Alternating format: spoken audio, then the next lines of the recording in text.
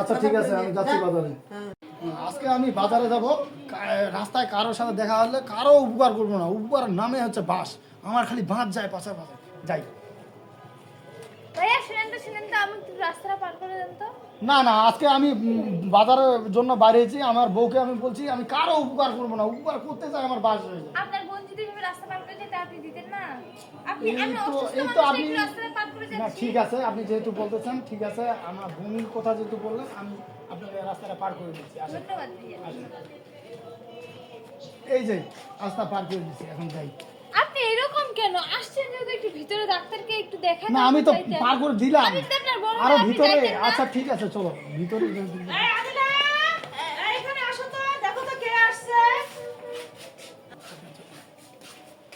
এই দেখো কে আসছে। এই কে স্বামী কি নাম? হ্যাঁ, কি নাম? আমার নাম রুবেল। হ্যাঁ, রুবেল। কয় মাসে প্রেগন্যান্সি করে নিয়ে এই আসলে এখানে? pregnancy কি সমস্যা?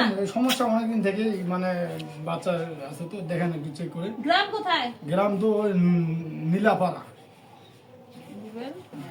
আয় আদিলা, এই রুগীকে ভিতরে ঢুকাও, যাও নিয়ে যাও। আরে আমার কথাটা তো আরে কিসের কথা? আরে এই যে টাকা বের করেন। কথাটা তো শুনেন আমার। কিসের কথা? যান এখান থেকে, টাকা বের করেন। ম্যাডাম ঠিক আছে, আসি তাহলে। এই এদিকে আসুন। না ম্যাডাম আসি। এদিকে আসুন, আপনি না ওনার না, হাজবেন্ড না? আমার হাজবেন্ড না। আপনি আমার কথা বলতেছেন। আমার কথা বোঝার চেষ্টা করেন না, উনি উনি আমার হাজবেন্ড কেন হবে? উনি না এই একটা ধরো, বাঁধো, এই বাস ঢুকাও। এই এদিকে আসুন। 20,000 টাকা দেন। না না, টাকা নাই তো, আমার বাজার করতে হবে, বাজার করতে হবে। আমার বউ বাজারে এই একটা করতে ধরো, হবে, আমি বাজার তাড়াতাড়ি করতে হবে। ধরো। 20,000 টাকা দাও। বাজার করতে হবে। আল্লাহ